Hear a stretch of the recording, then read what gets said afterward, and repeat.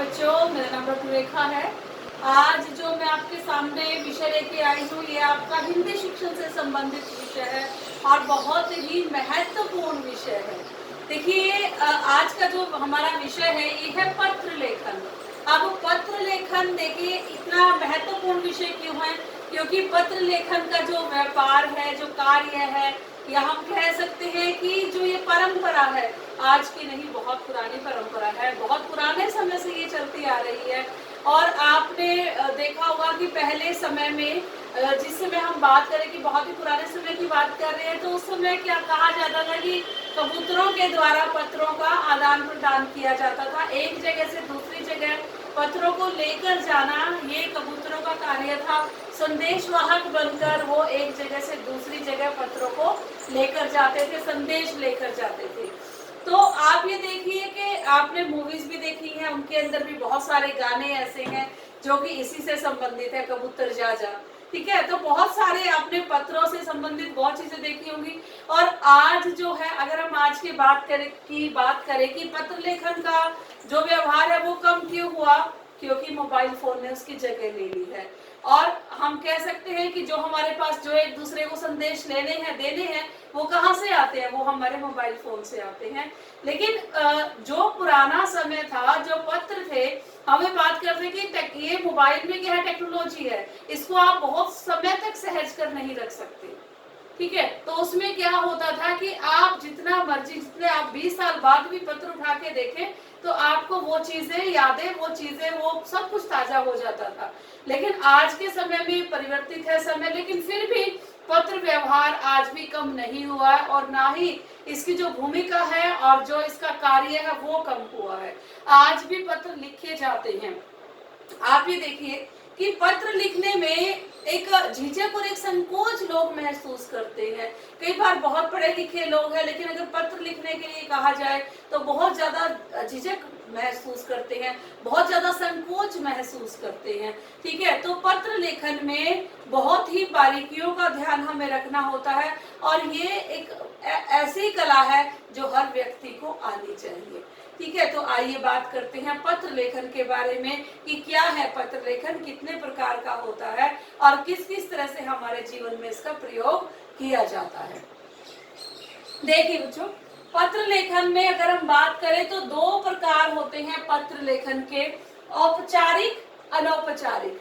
अगर हम औपचारिक की बात करें, औपचारिक के नाम से ही पता चलता है, जहाँ हमें औपचारिकताएं निभानी पड़ती हैं। अब औपचारिकता आप घर में तो निभाओगे नहीं, ठीक है ना। तो बाहर जहां पर भी आपके ऑफिस में आप काम करते हैं, सरकारी पत्र है, कार्यालय पत्र है, किसी को काम करवाने के लिए जैसे कोई भी शिकायती पत्र है, ठीक है। तो इस तरह के जो भी आपकी मुख्य अध्यापिका को पत्र लिखना है, मुख्य अध्यापक को लिखना है, किसी भी सरकारी काम के लिए मैंने आपको बताया, तो ये जो पत्र हैं ये सारे के सारे जो आएंगे वो औपचारिक पत्रों में आएंगे, क्योंकि इन पत्रों में आपको औपचारिकताएं निभानी है, औपचारिक भाषा का ही प्रयोग करना है। अब बात करते हैं अनौपचारिक पत्र, जो दूसरा रूप है पत्रों का।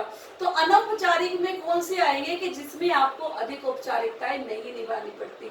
अब मान लो आप बाहर पढ़ते हैं, ठीक है, आप हॉस्टल में पढ़ रहे हैं या कहीं दूर हैं, तो वहां से आप अपने बारे में बातें करना चाहते हैं, कुछ लिखना चाहते हैं, आप अपनी मम्मी को, अपने पापा को, अपने चाचा, नाना, दादा, तो पहले तो यही व्यवहार होता था पत्रों के द्वारा।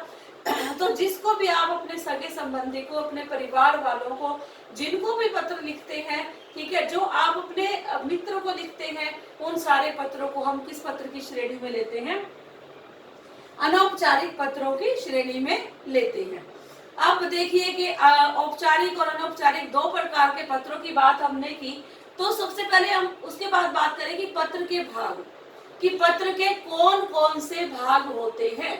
पत्र के भागों की बात करें तो सबसे पहला भाग है पत्र का प्रेषक का पता, यानी कि भेजने वाले का पता जो हम लिखते हैं, ठीक है। उसके बाद है तिथि, हम हर पत्र पर तिथि जरूर लिखते हैं। फिर है संबोधन, ठीक है, आदरणीय या जो भी हम पूजनीय, जो भी हम संबोधन करना चाहते हैं, ठीक है, वो हम संबोधन करते हैं। उसके बाद है अभिवादन, सप्रेम नमस्कार, नमस्ते, जो भी आप करना चाहेंगे तो उसमें आपका क्या होगा, अभिवादन होगा, ठीक है। अब बड़ों को बड़ों की तरह आप अभिवादन करोगे और छोटे बच्चों को स्नेह या प्यार पूर्वक आप करेंगे। उसके बाद है पत्र आरंभ। फिर आप पत्र लिखना शुरू करेंगे कि सेवा में श्रीमान जी। ठीक है। तो उसके बाद देखिए मूल विषय कि आपका विषय क्या है। ठीक है। विषय मतलब आपको बताना पड़ेगा कि आप किस विषय से संबंधित पत्र लिखना चाहते हैं। ठीक है। उसके बाद देखिए पत्र की समाप्ति। ठीक है। पत्र की समाप्ति क्या होगी कि पत्र आपने लिख दिया पूरा का पूरा। फिर है आत्मनिर्देश, यानी कि भवदीय, मैं अपना नाम लिखूंगी या जो भी पत्र लिख रहा है वो वहां पर अपना नाम लिखेगा। और उसके बाद है पत्र पाने वाले का पता। और फिर हम बाद में जब सारा लिखा जाता है तो जिसके नाम हम पत्र को लिख रहे हैं, जिसको वो पत्र मिलेगा, उसका पता हम वहां पर लिखते हैं। तो ये सारे थे पत्र के भाग। ठीक है बच्चों। इसके बाद देखिए कि अच्छे पत्र लेखन के गुण, कि कौन से गुण हैं जो एक अच्छे पत्र लेखन में होने चाहिए। किस किस तरह के गुण होने चाहिए एक अच्छे पत्र लेखन में। देखिए बच्चों, पहले है आदर्श नमूना, कि आपका जो पत्र है ये नहीं हो कि आप लिखना कुछ और चाहते हैं और आप लिख कुछ और रहे हैं। वो एक आदर्श नमूना होना चाहिए। जो भी आप लिखना चाहते हैं उसमें आदर्श रूप होना चाहिए, भाषा उसकी आदर्श भाषा हो। उसके बाद है श्यामपट्ट का प्रयोग। जब भी एक अध्यापक पत्र सिखाता है बच्चों को, उसको हमेशा श्यामपट्ट का प्रयोग करके उस पत्र को सिखाना चाहिए। फिर है मानसिक स्तर के अनुसार। आप जो भी पत्र लिख रहे हो वो पत्र आपके मानसिक स्तर के अनुसार ही होना चाहिए। यानी कि अगर आप छोटे बच्चों के को पत्र लिखना सिखा रहे हैं, ठीक है, माध्यमिक कक्षा में सिखा रहे हैं तो उनके मानसिक स्तर के अनुसार होगा। अगर उच्च कक्षाओं में लिखना सिखा रहे हैं तो वो उनके मानसिक स्तर के अनुसार होगा। उसके बाद है सुंदर लेख। ऐसा ना हो कि आपने पत्र लिख दिया और कोई दूसरा सामने वाला उस पत्र को पढ़ ही नहीं पा रहा है। तो आपकी जो लिखाई है, जो अक्षरों की बनावट है, वो बहुत ही सुडौल और सुंदर होनी चाहिए पत्र लिखते समय। फिर सरल भाषा। भाषा, क्लिष्ट भाषा का प्रयोग नहीं करना। क्लिष्ट भाषा का अर्थ यहाँ पर क्या है कि बहुत ही दुरह और कठिन शब्दों का प्रयोग आपने पत्र लेखन में नहीं करना। जहां तक हो सकता है आपने पत्र लेखन में आसान शब्दों का प्रयोग करना है। उसके बाद देखिए संक्षिप्त। संक्षिप्त का मतलब है कि आपको एक सीमा दी जाती है शब्दों की, कि आपने इतने शब्दों में ये पत्र लिखना है। ठीक है। अब जैसे हम 10वीं कक्षा की बात करें तो कहा जाता है कि आप 80 से 100 शब्दों में पत्र लिखिए।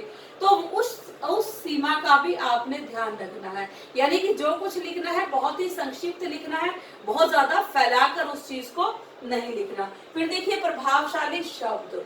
आपके जो शब्द है ना, जो भी आपने पत्र लिखते समय शब्दों का प्रयोग किया है, वो शब्दों का प्रयोग बहुत अधिक प्रभावशाली होना चाहिए।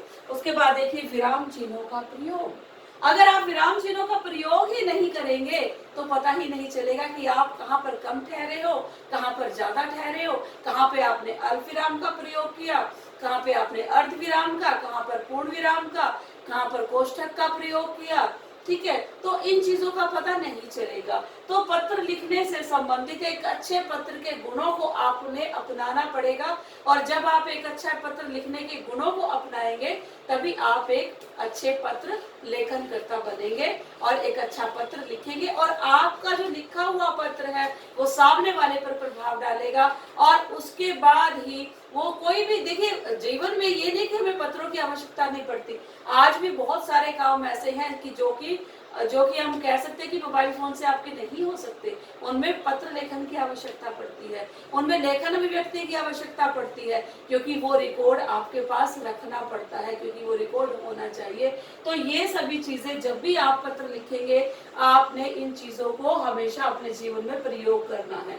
और एक और चीज मैं आपसे कहना चाहूंगी बच्चों, कि जिस तरह से आप पत्र लिखते हैं, मैं थोड़ा सा आपको बताऊंगी इसके बारे में कि पत्र जब हम लिखते हैं तो हमें उसके लिए क्या करना चाहिए।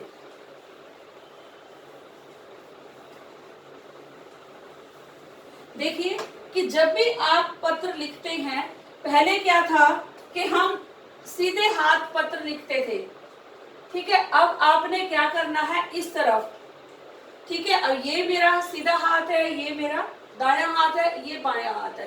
अब आपने बाएं हाथ से ही शुरू करना है। यहाँ पे जैसे हमने लिखा सेवा में, ठीक है, तो इसके बाद हमें कुछ नहीं लिखना, छोड़ देना है। श्रीमान जी,